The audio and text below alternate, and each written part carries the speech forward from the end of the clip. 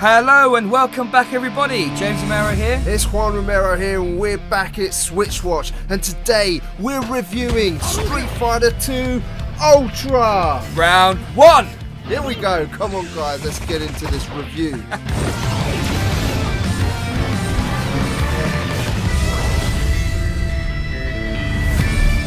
Ultra Street Fighter 2! The Final Challengers! So, the game was available on Friday, we had our hands on it, and we're both very familiar with the old version, so this is not really about going into Street Fighter and what the game is like. This is going into this specific version, what we think about it, what the controls are like. We've heard mixed reviews before going into this, our own opinion, and value for money. I think these are the main criteria we need to talk about. What's new, value for money, also what are the controls like. Okay, let's start with the controls. I want to get that out of the way, James. I've played it in handheld mode, tabletop mode, also used a pro controller, and I found that all of the controls work really well. That's my opinion. I don't think you need a D-pad, the way I've played the game itself. However, what I do find is obviously if you're going to play a friend and you take a Joycon each, they're quite small and it is quite hard to actually pull off the moves that way. I don't know what you thought. Yeah, so it's quite interesting. I really like it in analog mode. I found that using the stick was perfect. I actually felt no issues, got no complaints with that. However, I don't like the D-pad. I do find it a little bit fiddly. Interestingly though, our friend came around as well, Bruno, and he found the D-pad pretty good. Yeah, I mean you can't really call it a D-pad nowadays, it's just 4 buttons, but you know, it's in the shape of a D-pad, isn't it, I guess, and Bruno was saying that he preferred playing it that way. So I think really it does come down to personal preference. I do think that the controls work fine. You know, if you want to pull off a Hadouken or Dragon Punch or Sonic Booms, whatever it is that you like to pull off in the game, you can do it without an issue. I think it feels intuitive playing it in handheld mode, which quite surprised me because I thought having the distance between the sticks and the buttons would be poor, but it's actually not at all. So I found, overall, in summary, the controls good. I don't think it's the best ultimate Street Fighter experience, but it's definitely passable.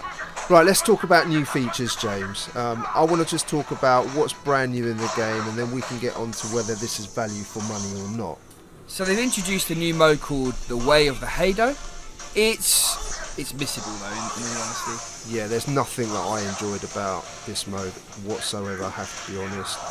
You have to put a Joy-Con in each hand and pull off moves, and it just wasn't very accurate whatsoever. And having just come off playing ARMS, which was very accurate, a very good game in terms of using the Joy-Cons in each hand and using motion, that just put this mode to absolute shame, and it's good actually that we've got something to compare it to. It's just a gimmick. Something you open up and think, oh that's cool, and then you move on. Yeah. What's really going to draw players here is the arcade mode. The arcade mode is the same as it's always been. You get to choose your fighter, you can play this in one player mode, or you can play versus a friend. Another new introduction is an online mode. Now this I really like. You get a rank, you can play against people in the world, you can set some parameters, and you basically start your journey as a noob and work your way up to being the strongest Street Fighter possible. Yeah, I mean they did release Street Fighter 2 on the Xbox 360 if you remember, and you could play online against other players, and I really liked that here as well. I think it's done really well on the Nintendo Switch. The fact that you can just start a game, play against anyone in the world, and have a fight anywhere, anytime. Then we go on to the graphics. It's a bone of contention. Some people don't like them. I personally think they're great. I think the colours are fantastic. The hand drawings are really good. I don't see a problem. I prefer them in this mode. I have to be honest. I mean, when you the good thing is that you can play the game in the old style graphics. However, while some people might think that's quite retro and cool and they like that, I personally believe that once you switch to the new graphics mode, it outshines it. That's my belief. Completely agree. I think there's no issue there.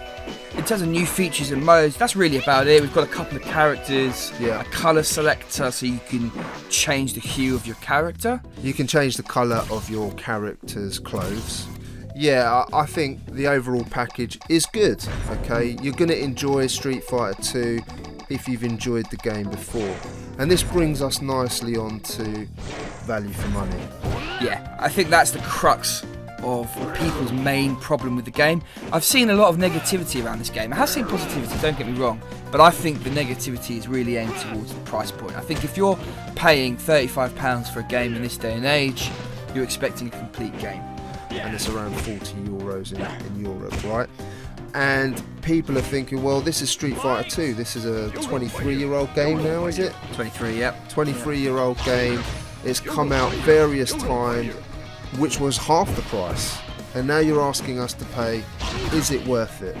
I would argue no. Okay. I think the game is fantastic. I really like, we didn't touch on local play. I think that's really great. The fact that we can both have a console and play back to back. Yeah. Really nice and easy. Online's great. New graphics are great. Controls I find great. Yeah. £35 to me to boot a game onto a new console seems a lot. Yeah, look, I agree here with James, guys. I think if you're desperate to get a version of Street Fighter 2 on the Nintendo Switch, then you're going to have to pay the price. That's just what it is, unfortunately. But if you can wait, I think if it came down to around £20, £25 or $25, something like that, I'd pay that. I think that'd be value for money. The truth is I've got the game now and I'm not regretting having it. Yeah. I'm going to keep it, and when friends come round, we can pick it up, we can play.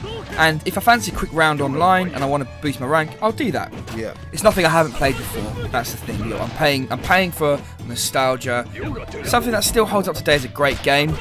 I would have been happier paying a bit less. But all in all, the game is great. It's as great as it's always been. It has some enhancements, and the controls are fun. The game itself is good. All in all, if we had to give it a score, 7 out of 10. I agree. 7 out of 10. Guys, if you like this video, smash that thumbs up button down below. We'd really appreciate it.